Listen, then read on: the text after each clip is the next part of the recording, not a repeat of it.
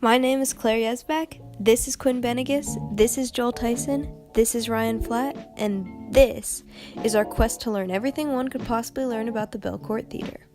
We started our quest to learn everything one could possibly learn about the Belcourt Theater by taking a trip down to the Nashville Public Library. Here, we found old newspaper articles and flyers dating back to as early as the 1920s.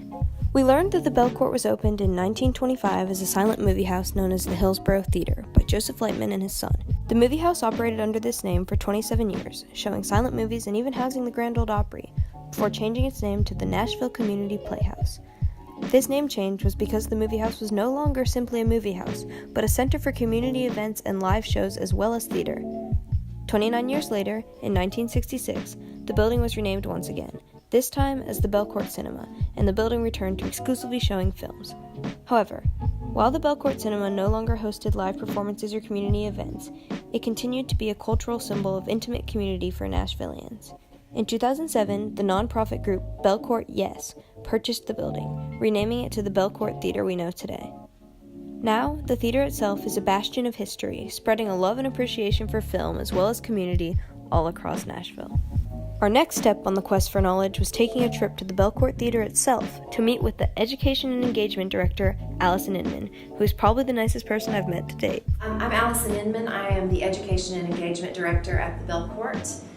My job is to host events with the films that we show here, to bring in filmmakers or academic experts or anybody who can help engage our audience with the films that we show on a deeper level. We have a classroom. We host seminars in our upstairs classroom year-round now for our general audience.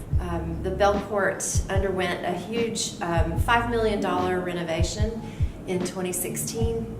Very exciting first major renovation to the building in the history of its life. The Belcourt was built in 1925. A theater was added onto it in 1966, so it became a twin cinema then.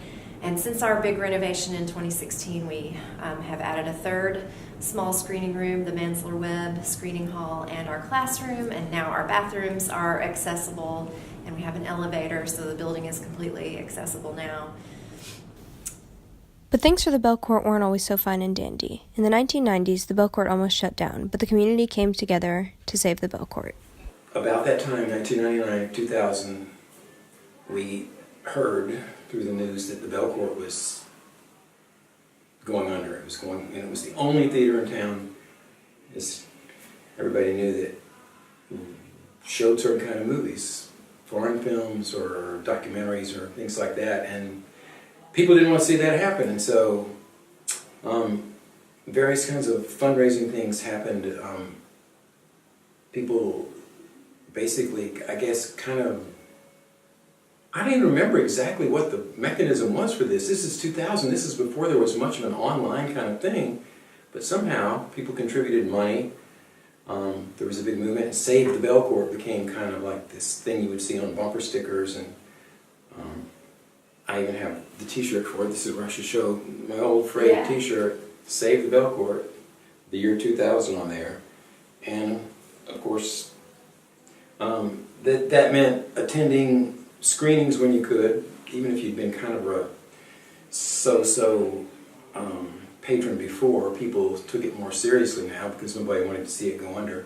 It was a crummy theater. The seats were all broken. Half the time when you go there, you'd sit down and slide off your seat because they were tilted downward. It was just a horrible theater, but because it was the only one of its kind. Every major city has a theater like that, and this was Nashville's only kind of indie theater. And they changed their model somehow where they became a nonprofit. I don't know all that story, but one way or another, I guess they had some wealthy benefactors who stepped forward, and it did not disappear. They did have wealthy benefactors, a whole bunch of them, in fact. Lyman. It's a Belcourt grand reopening. Frankly, most of the time we went there was for live theater. The Old World Theater has regular performances there. It's mostly for children, but I think there's a sizable adult audience too.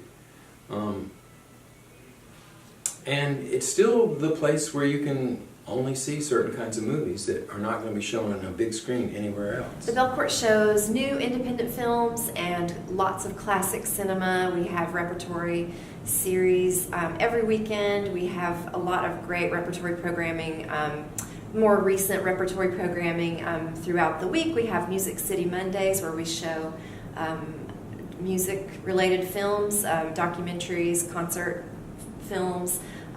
We show documentaries. We have Doctober in the month of October, but we show documentaries year-round.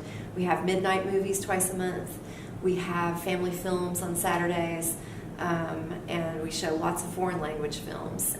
So we really have a range of films for people, and it kind of hits a wide audience. We've got our social justice issue people who come and see the documentaries. We've got our cinephiles who are really interested in the genre stuff, and then we've got just the general audience of people who just want to come see a great new film by someone that they heard interviewed on Fresh Air. Those are the kinds of films that we show.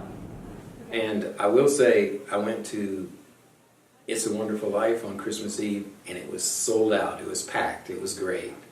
To see that movie on the big screen, I highly recommend that if you haven't done that. Or if anybody has not done that, they should do that. That's an experience. That was really the best thing about Christmas Eve, really. And they do that every year. In conclusion, the Belcourt has been providing Nashvillians with a unique entertainment experience and a strong sense of community for almost 100 years now.